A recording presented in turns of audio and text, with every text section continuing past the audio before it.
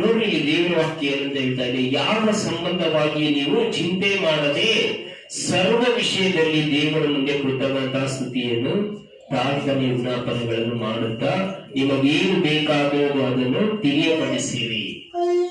Hallelujah. ನಾವೇನು ಮಾಡ್ಬೇಕು? ಚಿಂತೆ ಮಾಡ್ತಾ ಕೂತಿದ್ರೆ ಪ್ರಯೋಜನ ಇಲ್ಲ. ದೇವರಿಗೆ ಕೃತಜ್ಞತಾ ಸ್ತುತಿಯನ್ನು ಸಲ್ಲಿಸಬೇಕು, ಪ್ರಾರ್ಥನೆ ಮಾಡಬೇಕು.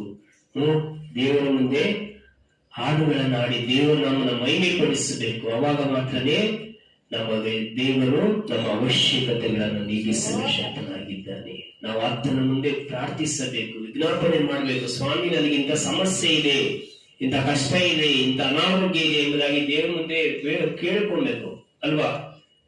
ಬೇಡುವಾಗ ಬೇಡಿಕೊಳ್ಳಿರಿ ನಿಮಗೆ ಸಿಕ್ಕುವುದು, ತಟ್ಟಿರಿ ನಿಮಗೆ ತೆರೆಯುವುದು, ಹುಡುಕಿರಿ ನಿಮಗೆ ಸಿಕ್ಕುವುದು ಅಂತ ದೇವರು ವಾಕ್ಯ ಹೇಳ್ತಾರೆ.